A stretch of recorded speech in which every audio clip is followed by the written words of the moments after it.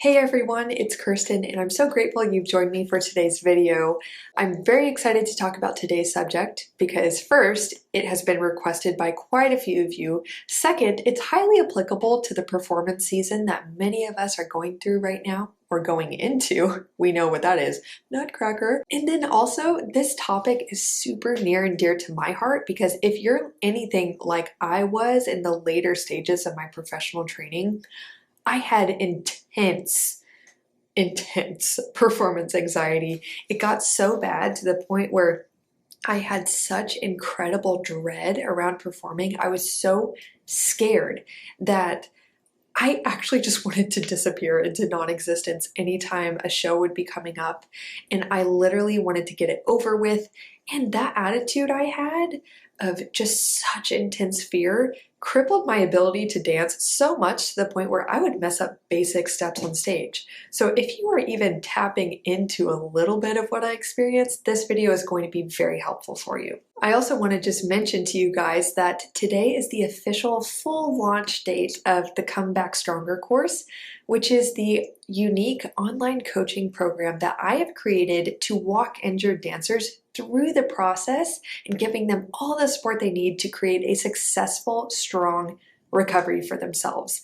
Having experienced an intense injury myself, I have poured everything I wish I knew into this program to fulfill your emotional and mental support needs during an injury. Also, I give you extremely practical guidance on the dancer-specific questions and challenges that come up during recovery, like who am I when I'm not dancing? How do I navigate this socially? How do I set up proper boundaries with my peers and trust my body again? You know, there are so many questions that come up, and believe me, I've asked all of them. So do check out the link down below to www.comebackstrongercourse.com. That's where you can read about all the specifics that this program provides. And I also want to address that what I've been hearing a lot is, this sounds amazing. This is everything the dance world has needed. Oh my gosh, I've wanted this so badly, or I do want this,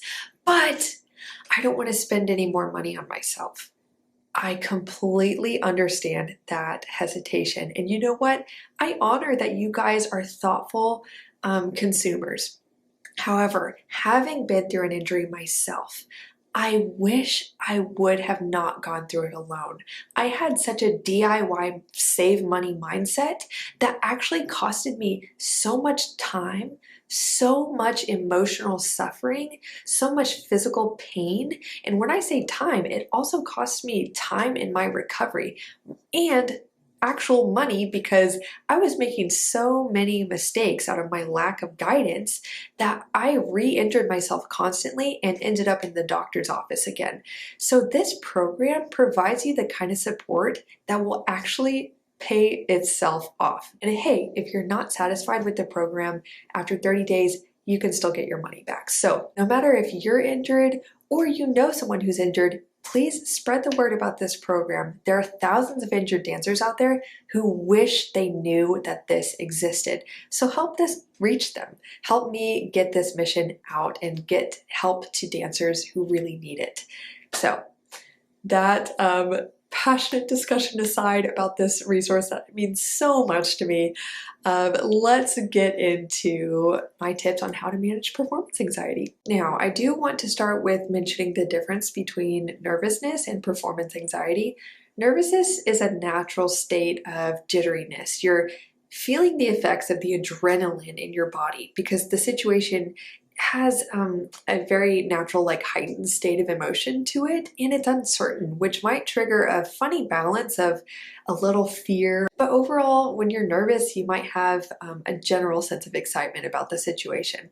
Compare that to performance anxiety, which would probably include a sense of dread, terror, extreme fear, nausea. You would rather avoid the situation. You want to get it over with. Also, if you feel you are compulsively imagining the things that could go wrong in the performance before the performance has happened, and you're just constantly reliving that in your mind, or reliving a situation from the past where it did go wrong, that is probably a pretty strong case of performance anxiety. It's totally understandable, and for many of you, there have been significant emotional events in your past that have caused you to subconsciously have a strong negative association with performing. So that's just your subconscious mind doing its job of protecting you and your body by giving you a lot of signals saying, hey, this is extremely dangerous. You don't want to do this. We're going to do everything we can to make sure you avoid this situation. So if you're suffering from extreme performance anxiety, it would be profoundly helpful for you to do what a lot of my clients have done. I've walked them through a series of techniques that I have in my tool belt as a master practitioner of neuro-linguistic programming. And what we do is we relieve the effect of significant emotional events in their past that have created that really negative association with performing, to where they're finally free to be confident on stage, consistent in their ability to perform, and actually able to enjoy what they're doing on stage. It's been crazy to watch the progress of some of my clients. And so if that's you, I invite you to schedule a complimentary consultation with me, because you and I can do a lot of work together in relieving the genuine source of your extreme performance anxiety.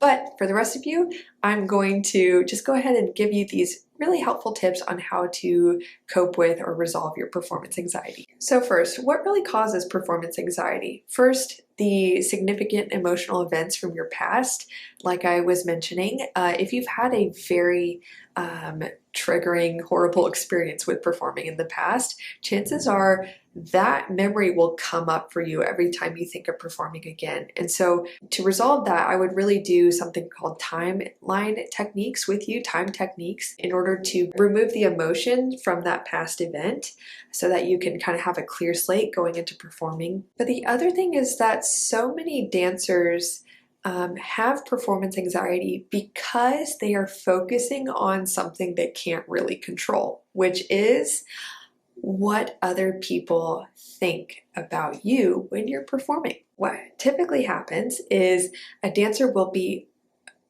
preparing for the performance or on stage thinking about what they're doing, while also thinking about how someone else outside of them perceives what they're doing. So it creates this fear about how you are being perceived, where you're not only focusing on what you're doing, but what other people think about it.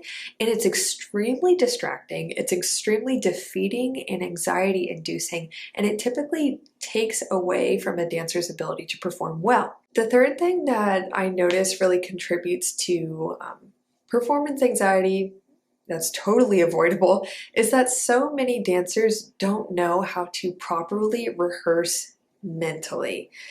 We know that rehearsing physically is really important to kind of download all the steps into your body so they become more second nature.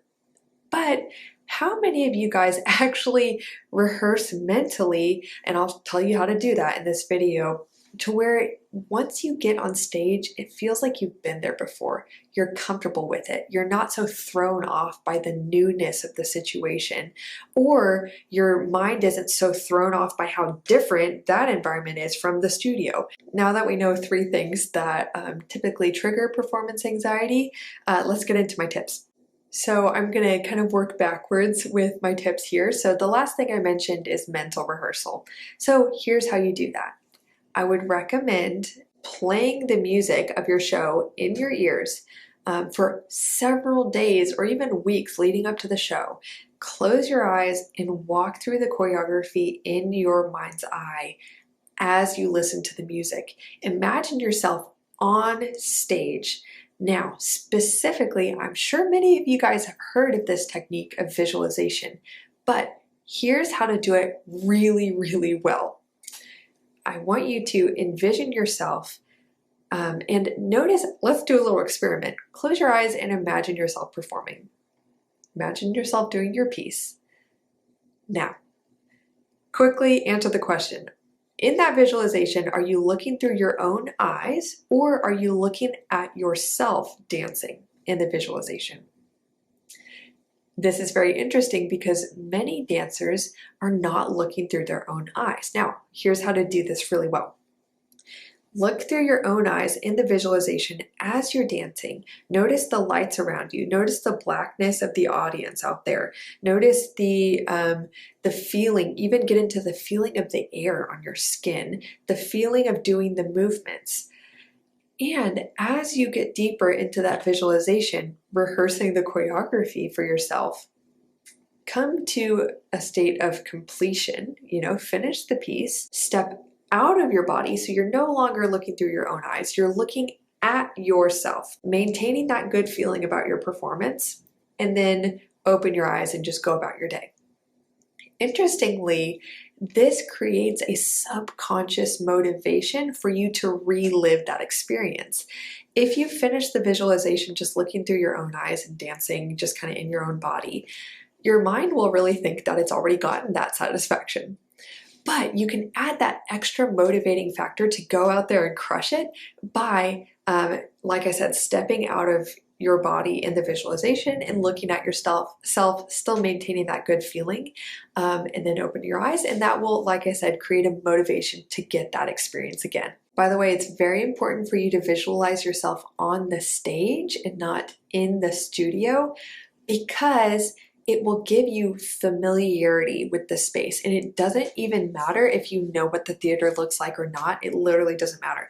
Just imagine yourself on stage. Feel those feelings of being on stage, the jitters, the excitement, the sounds of the audience, maybe even the baby crying, really make it as vivid as possible so that you know what it's like to be in a theater, even if you haven't been in the theater you're going to perform in before. And here is my next tip, which addresses the source of anxiety that is really caring too much about how other people are seeing you when you're dancing. I was talking to one of my clients and we discovered that as she was performing, she was literally, of course, looking through her own eyes in her own body, going through the experience, but also literally imagining what it's like to watch herself from afar. And that's really freaky. She's literally imagining, and I've done this before, imagining how every step she does is perceived by other people. That is so much going on in one's head at once. So when you're performing, it is so crucial to understand that it's not the actual steps that people go there to see. The audience isn't going to say, yeah, I showed up to Nutcracker to see all those people dancing on their toes. No, what they really care about, even if they do say that, what they care about is what that visual does for them emotionally. Hearing the music, feeling the energy of the room. It's all an inward emotional experience that people are trying to gain from watching you. Even for people with a trained eye, like your teachers, your directors, dancers in the audience, it doesn't matter. If you think they are only watching for technique, you're wrong. They will still be profoundly impacted by the inward emotional experience your performance gives them. So it doesn't even matter if you're not the best dancer technically. If you are sharing an inward experience with them, focus on the way you want to feel when you dance. What feeling do I want to share with other people through my dancing? Tap into that experience on your own, inside of yourself, and embody that freedom, that joy, that confidence, whatever it is, so powerfully that then your inward experience transfers to someone else. That is art. That is the inexplicable thing that art does to people. If you're just focusing on the technique, you're an athlete, okay? But that is what makes ballet different and dance different. It's not just about what your body's doing, it's about the way we feel when we watch you. So, what is a good way to start tapping into that feeling, especially when you're nervous? Can you remember a time where you felt, for instance, maybe your word is freedom. Freedom, and you were dancing. Remember a specific time. Okay, and when you remember that specific time, do you have a picture? Okay, good. So get a mental picture. Now close your eyes, go back to that time. Go down into your body, look through your own eyes, see what you saw, hear what you heard, and feel what you felt. This is something that you could do and practice at any point leading up to the show and especially before the show, and envision that situation until the freedom becomes very real to you. And then imagine yourself in the show doing that mental rehearsal technique, feeling that freedom in your body. And it really works. Honestly, it's very simple. It really doesn't have to be that complicated because the human mind comes down to processing the world in a bunch of pictures, sounds, and feelings. Of course, there are also tastes and smells and whatnot, but mostly pictures, sounds, and feelings. Whatever pictures, sounds, or feelings are going on in your head dictates really the way you feel emotionally. So take charge of the pictures, sounds, and feelings, rehearse them, and associate them to your performance so that you can more easily ensure a successful, confident performance. I want to give you guys another visual technique, which is to remember a time where you felt really good about your performance. You just felt on fire, it was awesome, you did an amazing job, you felt great about it. Remember that time. Again, close your eyes, go back to that time. Go into your body, look through your own eyes, see what you saw, hear what you heard, and feel what you felt. Let that feeling go into every cell in your body. And now notice what personal resources or attributes were you exhibiting that made that performance successful, and apply it to the next performance. You can use that knowledge of what about you made that past event successful to start working on that in rehearsals. Bring that quality into your rehearsals and bring it into the show. Start getting really good at that thing. Lastly, I want to encourage you to know your values around performing. What is so important to you about performing? Why does it matter to you? What do you enjoy about it? Basically, ask these questions to yourself over and over and over again until you get a list of values. Write out that list and circle the ones that really, when you think about them, they have an emotional response for you. Like, ooh, I love feeling connected. I love sharing inspiration. Circle the top 3 and pick one out of those 3 that you really, really want to carry with you into your show. Remember that if you circle inspiration, to inspire others is so important to you. Keep that as your intention. This is why I'm performing today, to inspire other people. Naturally, that's going to take you out of just obsessing over yourself and protecting your own kind of ego from mistakes or whatever, or judgment from other people. It's going to take you out of that self-centered focus to, what am I doing here? What's the purpose of all this? What does this mean? What am I creating?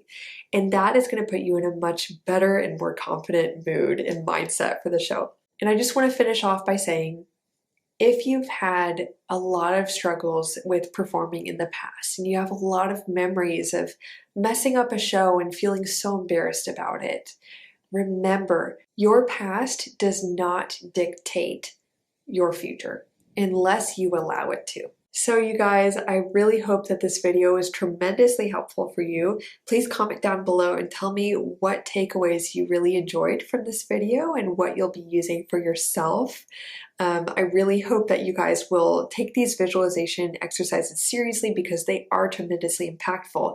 And again, if you're struggling with associating your current performance opportunities to really significant emotional events from your past where you felt awful about your performance, we can clear that up together. So like I said, if you just go to my website, www.kirstenkemp.com, you could go to my coaching page, learn more about my coaching services and what I can help you through as a practitioner of neurolinguistic programming, and we can work to eradicate that past association with those really deep emotions around performing. And to all of you, thank you so much for watching, and I'll see you next time.